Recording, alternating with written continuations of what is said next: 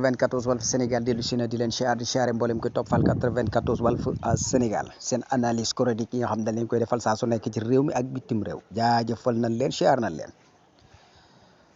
way leen di toppal 94 Walf Sénégal Bougane gis ngeen ko woote woon na meeting boobu nag bari na mbooloo lool voilà mboolam Bougane la wala mboolam ñan la wala sénégalais yi rek ñooy def ku woote rek ñu wuy la man nañ ko lool de moom ku woote daal ñu wuy si la waaye xamuñu ñoom liñ bëgg sax beneen bi ci des tamit moo di Bougane gis nañ ko mu sol benn tenue militaire loolu moom dafa mel ni gars yëpp sax xam nañ ni da koo royee Ousmane Sonko voilà am na ñoo xam nag dem ñu naan non lii moom ku ko fi def rek ci Ousmane Sonko nga ko gisee sol tenue boo xam ne premier candidat wala premier politicien bu sol tenue militaire kooku Ousmane Sonko ko fi njëkk a def keneen ku ko def ci moom nga ko royee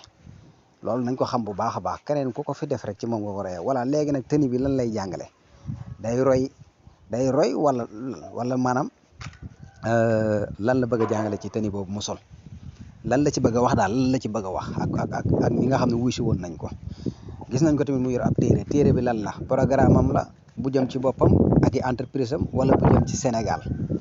voilà wax nag moom yomb na ndax yàgg na ñuy dégg ay wax waaye wax yi daanaka wax bu nekk dégg nañ ko politicien bu nekk jaar na fi wax na façon wax bu nekk discours yi yëpp bu ma yoree réew mi lii laay def ak lee laay def loolu moom miis nañ ko sénégalais yi miis nañ ko sénégalais yi xam politique miis nañ loolu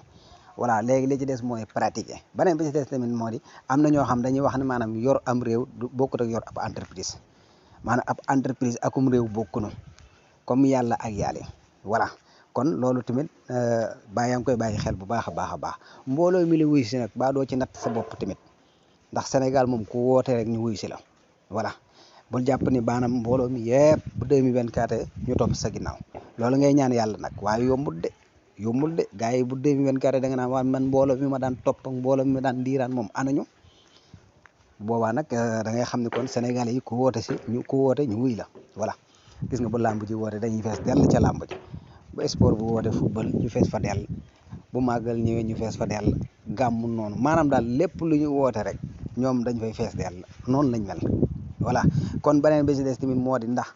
li ngeen di wax bis bu ngeen toogee da ngeen ko mën a def parce que tamit am réew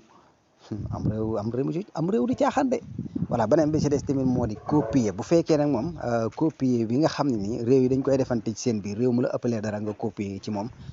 loolu bu fekkee tey ji sa coltga gi donc koy royee ci Ousmane Sonko copier ko ci moom loolu d'accord naa voilà parce que tamit nit doo soxor daal nit da ngay nekk koo xam ne vraiment li nga gis sa morom mu am benn image mu rafet nga jël ko ci moom copier ko loolu nekkul loo xam ne nii voilà lu ñaaw loolu rafet la dañ koy rafet lu baax a baax kan daal mi ngi